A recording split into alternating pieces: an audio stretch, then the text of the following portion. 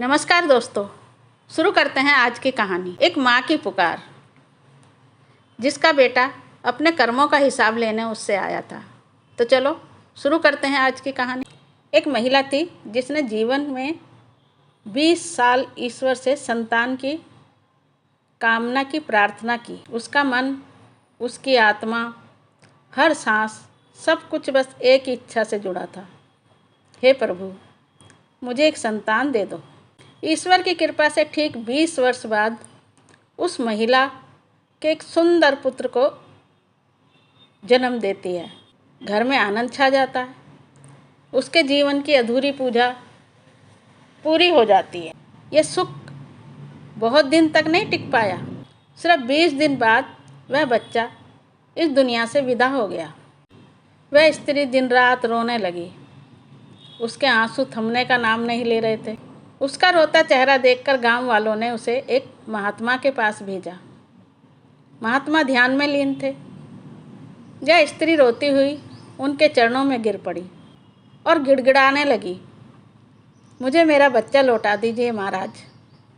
बस एक बार, सिर्फ एक बार वह मुझे माँ कहकर पुकार ले।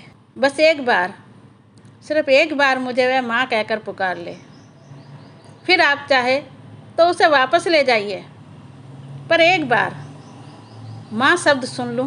महात्मा ने उसकी वेदना देखी और वह भी करुणा से भर उठे और बोले, ठीक है, मैं तुम्हें बच्चे की आत्मा से मिलवाता हूँ, पर ध्यान रखना, जो वो कहे उसे शांत मन से सुनना।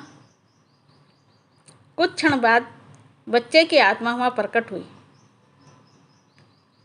उस माँ ने कांपते स्वर में कहा, बेटा, बस एक बार माँ कह दो।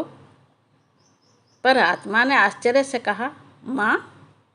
कौन माँ? मैं तो किसी माँ को नहीं पहचानता। मैं तो यहाँ सिर्फ कर्मों का हिसाब पूरा करने आया था। माँ हैरान रह गई और पूछ बैठी, कौन सा हिसाब? कैसी बात कर रहे हो बेटा? आत्मा ने शांत स्वर में कहा, पिछले जन्म में मैं तुम्हारे यहाँ गाय बनकर था और मेरा एक बछड़ा था जिसे तुमने एक कसाई के हाथों बेच दिया था, और मैं रोती कलपती रही थी और तुम उस बच्चे को मुझसे छीन कर ले गए थे। मैंने उस दिन प्रण किया था कि जिस पीड़ा से मैं गुजरी हूँ उस पीड़ा को तुम्हें भी महसूस कराऊंगी। इस जन्म में मैं तुम्हारे पास संतान बनकर आई, पर सिर्फ वो हिसाब पूरा हो गया और मैं चला गया। इतना कहकर आत्मा वहाँ से चली गई। स्त्री जैसे पत्थर बनकर रह गई। आंसू उसके थम नहीं रहे थे। महात्मा ने आगे कहा, बेटी, हम सभी को इस धरती पर अपने अपने कर्मों का हिसाब पूरा करना होता है।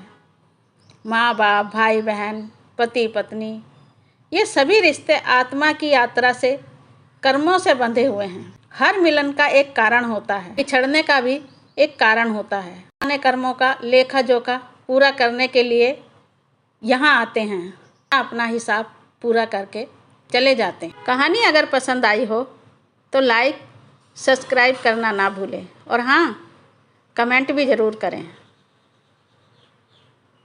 धन्यवाद।